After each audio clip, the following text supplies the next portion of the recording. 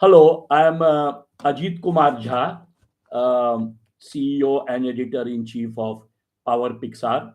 And today I'm going to do a live video on the Maharashtra Mahabharat that is going on. In fact, the assembly election results just came out, and all of you saw how the Mahayuti trounced the Mahavikas Agadi. But this is on November 23rd. In fact, it was an overwhelming victory. The BJP ended up getting 132 seats, one of the highest ever in the history of BJP in Maharashtra. This was almost 10 seats more than even the 2014 numbers.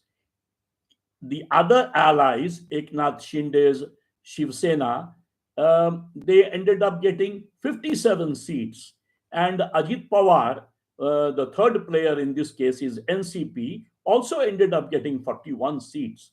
In fact, the three of them did overwhelmingly well.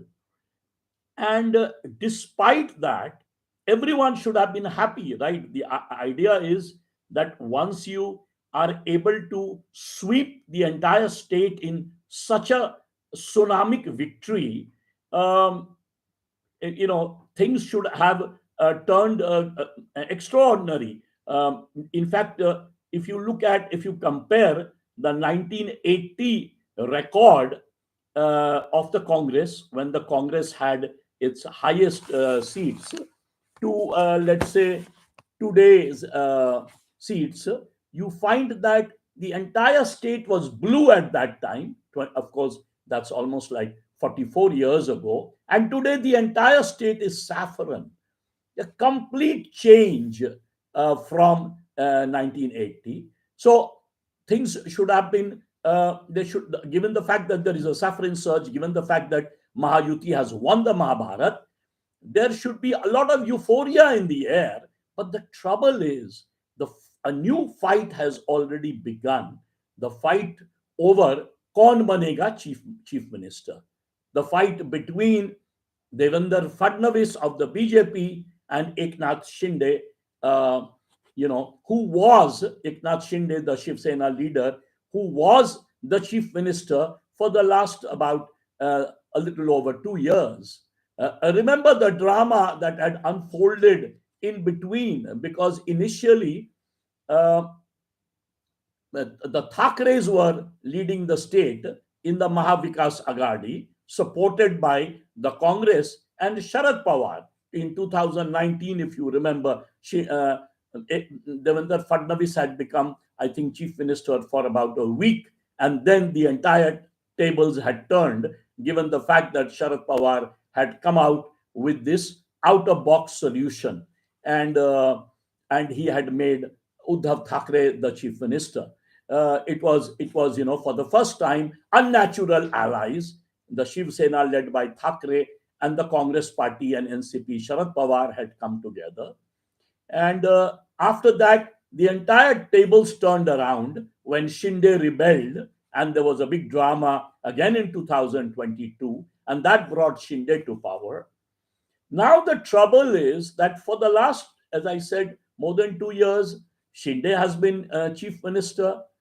Um, Under him, certain policies were followed, which actually helped a great deal in the assembly election. For example, the famous Ladki Behna scheme, which is now considered a game changer.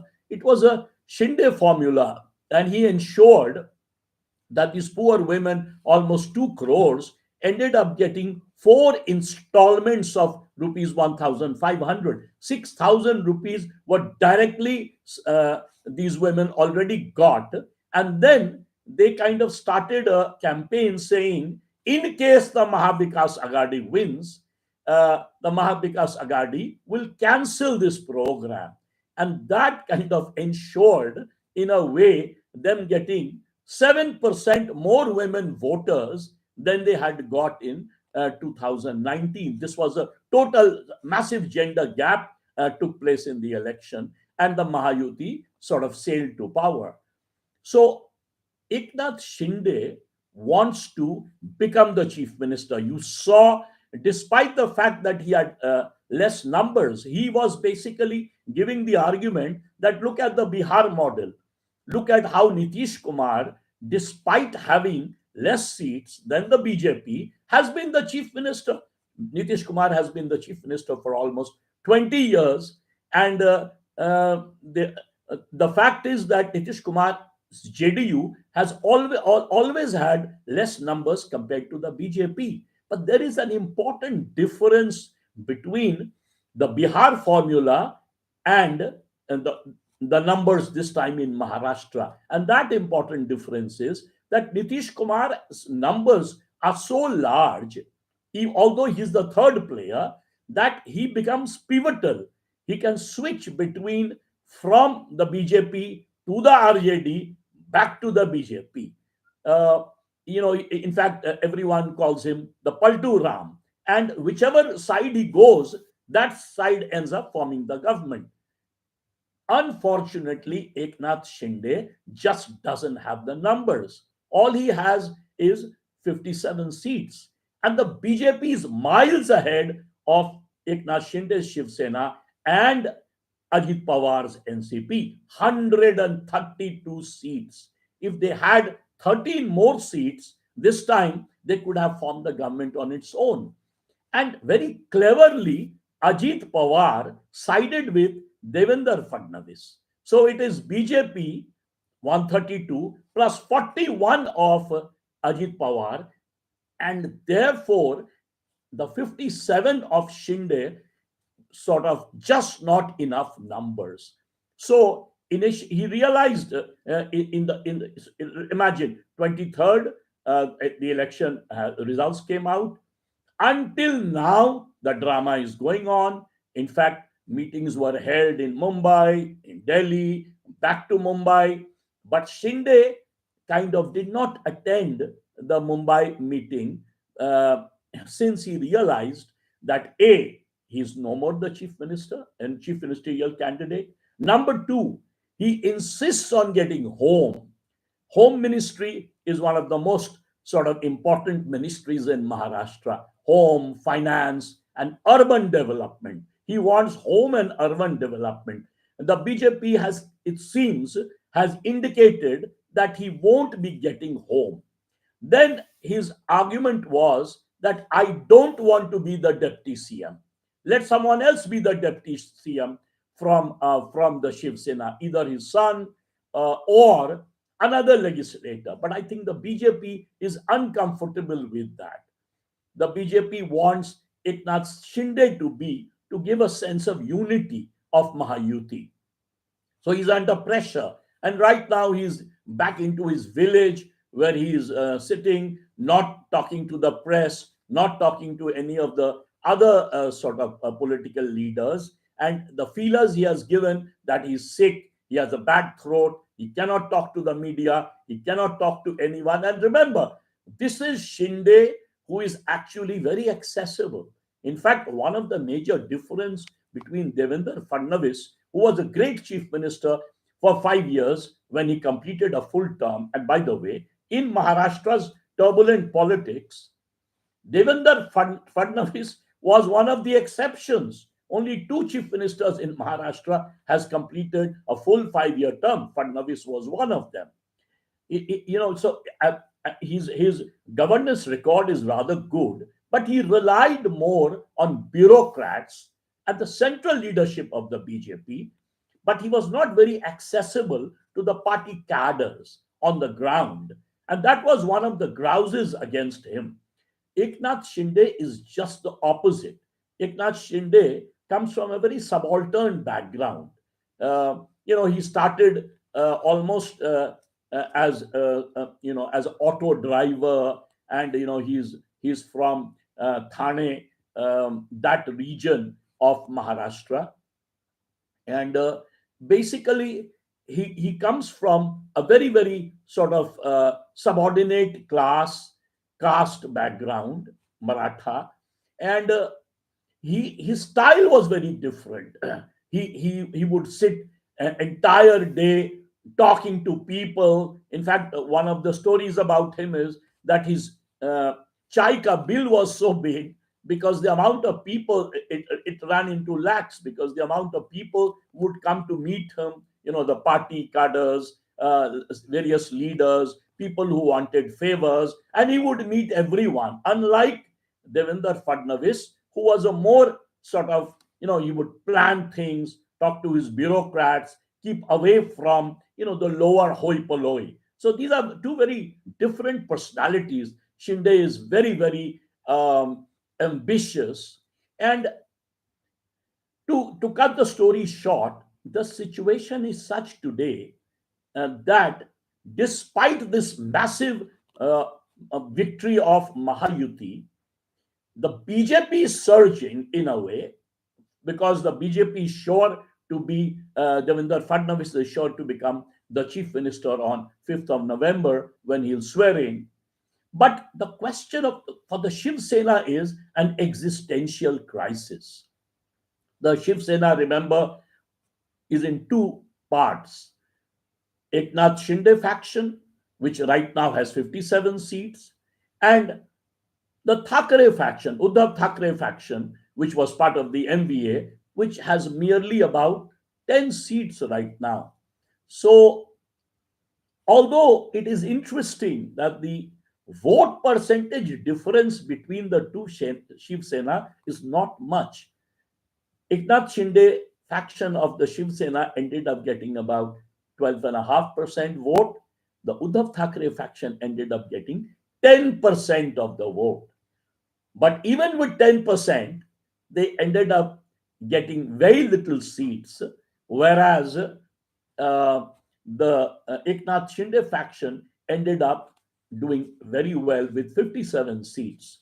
So at this moment, the situation is such that if Shinde, in his bargain with the BJP, ends up, even if he ends up as deputy CM, but suppose he gets home or urban development, which basically means control over enormous amount of money, control over the police force. The home ministry is basically, they run state government, like the home minister almost runs the center in many ways.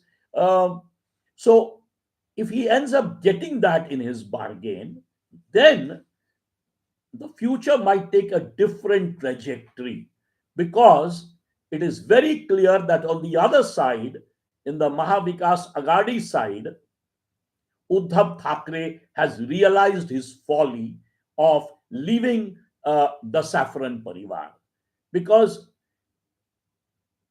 Congress, NCP on one side, and Shiv Sena on the other are ideologically poles apart. Shiv Sena, in the history of Maharashtra, has been for a long time the ally of the BJP. Both believe in some kind of Hindutva politics. The BJP also certainly does, all over the country. And the Shiv Sena in Maharashtra always followed Baba Sahib Thackeray, for example. He always followed a Hindutva politics. Uddhav Thackeray was different. He's more urbane. He's more a drawing room person. He's soft. So he ended up kind of moving away from the Hindutva politics when he joined Sharad Pawar and the Congress camp.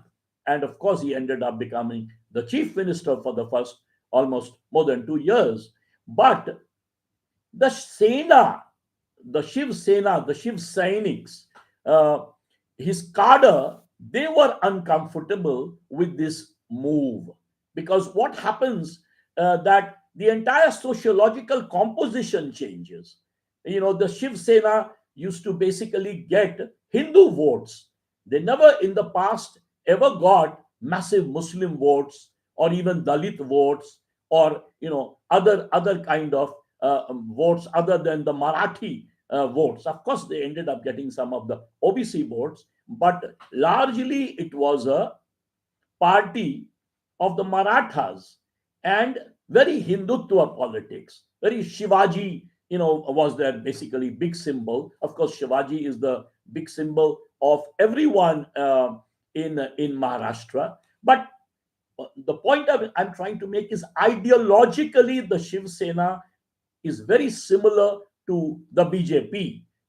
Both are kind of right wing parties. If you take a sort of left to right, sort of, let's say, a left to right continuum in politics, if the BJP is right of the center, Shiv Sena is much more right of the center, whereas the Congress and the NCP is left of the center. So they are very different kind of ideological parties.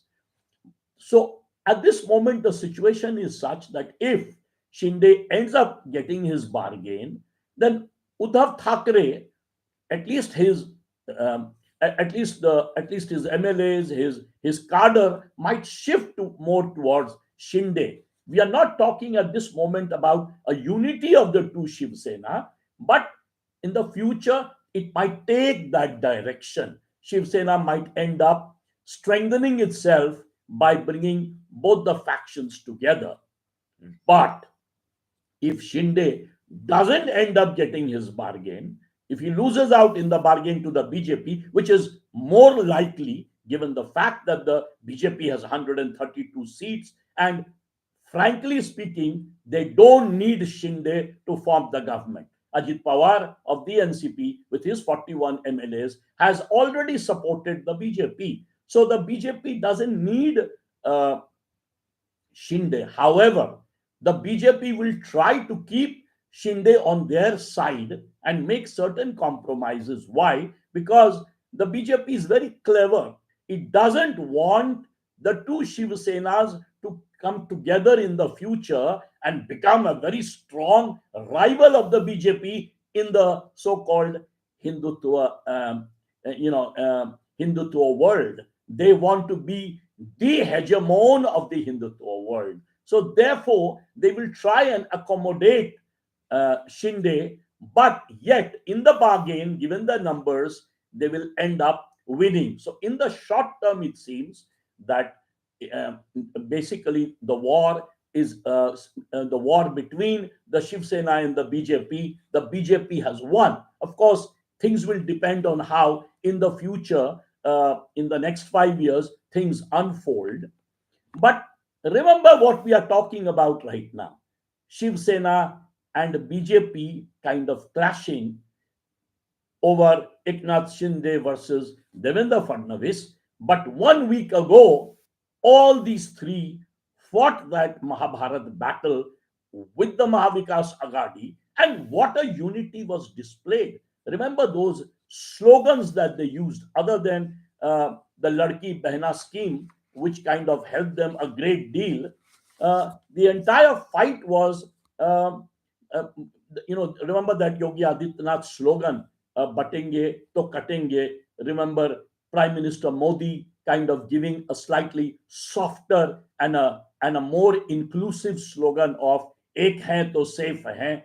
These two slogans worked wonders because in this election, unlike the Lok Sabha election, where the Mahavikas Agadi had done extremely well and the Mahayuti had not done very well, again, just 4 months ago, about March, April, the patterns of voting had changed quite a bit. For example, the minorities did not vote in as what one would say as a united and aggressive and high turnout pattern which they had displayed during the Lok Sabha election. This time there were several factors which kind of divided the minorities. One being, of course, Mr. Owaisi's party, and there were other local factors. But the Hindu unity brought by these slogans of Batenge to Katenge, Ek hai to safe hai, and the RSS, the Rashtriya Swayam Sevak. I mean, we have different kind of estimates, but one of the estimates is that the Rashtriya Swayam Sevak played such an active role. They almost had 35,000 meetings all over the state in different villages. They united the various sort of OBC parties because remember, about a year ago, the Maharashtra, the Maratha sort of agitation was going on and there was a division. So what the BJP did, and in this case, not only Devendra Fadnavis, but two of the leaders of the BJP, who were the backroom boys, one of them, of course, was Bhupender Yadav, and what they ended up doing is that they they RSS, these top leadership of the BJP, Devendra Fadnavis, of course, and the BJP cadre in the state, they, along with their allies, and at that time the allies were strongly united, all three that we are talking about, and they ended up, in a way, bringing out one of the highest mobilized votes of Hindus. Kind of, there was a Hindutva unity all over the state, across the state, all the way from Vidarbha, to Western Maharashtra, to Mumbai, Thane, all the regions of the state. And if you look at the map is total saffron all around. And they kind of, a lot of cultural tropes were used, all kinds of little religious groups, they held meetings, they talked about how in certain areas there has been some kind of what they call, that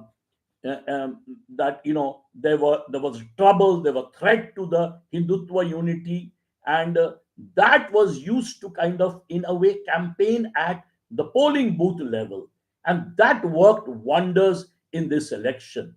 So since we are running out of time now, let me conclude by saying that the BJP is in the most comfortable position. Devendra Fadnavis is going to be the chief minister.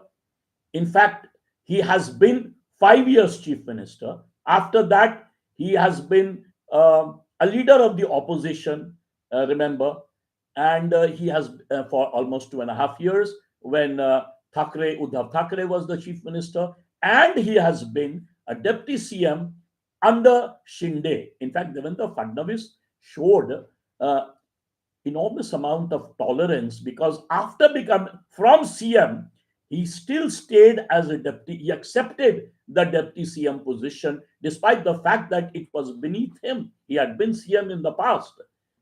Shinde is not agreeing to it. The fact that Shinde was chief minister for more than 2 years, in fact, he's still the outgoing CM. He is not accepting, he feels very uncomfortable accepting the deputy CM post. But Fadnavis, that way, when he came under pressure from the central leadership, initially everyone was wanting Devendra Fadnavis to be the CM. But when Shinde bargained very strong, then Devendra Fadnavis accepted to be the deputy CM. But today, the situation is very different. Fadnavis and the BJP seems in a very comfortable position. The Shinde faction of the Shiv Sena, despite winning a victory, seems to be unhappy, seems to be a fresh set of problems have already begun for them. Although they are the victor in many ways, Ajit Pawar, who actually at one time seemed the weakest player, is now actively supporting the BJP, and he is playing another game. Ajit Pawar feels with his 41 MLAs, because Sharad Pawar's party is almost, almost has been routed. And for Sharad Pawar, 84-year-old, extraordinary leader of Maharashtra, it is the autumn of the patriarch. For him, his party is almost floundering. It is quite possible that some of his active, his MLAs and his activists might shift in future towards Ajit Pawar. All his dreams that if the MBA sort of wins, his daughter would become the chief minister, that seems to have come to an end. Supriya Sule, remember the scandal that broke right before the elections? One scandal was the Binod Tawade scandal of about 10 lakh rupees, and then the very next day you had the Supriya Sule scandal, People talk about all kinds of money, but the truth is that Shiv Sena Sharad Pawar politics is on a virtual sort of wipeout. For the Congress, they are the isolated player. If Uddhav Thackeray shifts, if Sharad Pawar's NCP finishes off, at one time, Sharad Pawar was talking of unity of Congress and the NCP, um, Sharad Pawar group. But today the situation is so bad that Congress is isolated. It doesn't have top leadership. Nana Patole, remember he came from the BJP, so he's an imported leader. The Congress, when Rahul Gandhi had started his yatra, he had lost lots of top leaders of the Congress who kind of moved towards the BJP, and they don't really have much of an organization, strong organization within Maharashtra, which they used to at one time. Remember, the Congress's organization in the entire India was strongest in Maharashtra. The Congress hegemony that we saw in the Indian states ended up first time in 1967 itself, when they lost 8 states out of 16. But Maharashtra had stayed with the Congress for a very, very long time, almost till the 1990s. Later on, Sharad Pawar came out of Congress, and then the Congress started sort of breaking apart, and today it has been reduced to the dustbin. But the Congress was a very strong party, but right now they are in such a sad position that they don't even have the numbers to be the leader of the opposition. So from the short term, we can see that there are two kinds of politics going on. At one level, the BJP is surging, the Shiv Sena is fighting for an identity crisis, the NCP is fighting for an identity crisis. Which way the things will move, it depend on the kind of sort of battles that will go on, for the next 5 years, or at least till the next Lok Sabha elections. But for the time being, Maharashtra, which was in the past a blue state, has completely turned into a saffron state, and the number of saffron states going up is quite high. Of course, Maharashtra, remember, this is not the first time that the BJP has come to power. Last 3 times, the BJP, along with Shiv Sena, had won. So it was a saffron state for it has been for some time, from 2014 onwards. Maharashtra has been basically saffron, but this time the BJP has reached one of its highest number of seats, and it seems to be on the climb. It is becoming almost like the hegemonic position BJP has in Gujarat, for example, where the BJP has won 6 times. Um, Bombay is the financial capital of India. Maharashtra is the first state which will end up becoming a $1 trillion economy when India is in the future ends up as the $5 trillion economy. Therefore, Maharashtra is very important for the BJP and for the country, both politically and economically.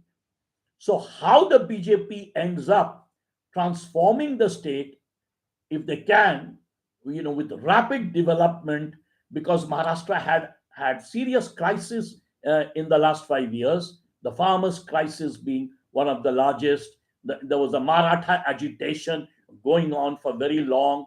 The number of farmers committing suicide was very high. The imbalance in the state, Vidarbha is actually a very poor region. I have traveled widely in Chandrapur, Bhamra, Gadchiroli. Gadchiroli at one time used to be one of the districts which was considered red. It was basically the Naxalites were very popular in that district when I visited it for the first time. And Vidarbha is a really, really backwards sort of region compared to, let's say, the Bombay, Thane, Pune region. And I could talk a lot about the political economy of Maharashtra, but we will do it in another video. Uh, for the time being, congratulations to Devendra Fadnavis, congratulations to Mahayuti, and hopefully on the 5th of November, they'll be able to form a government which will last despite these surface murmurings between Devendra Fadnavis and the Shiv Sena. Thank you very much.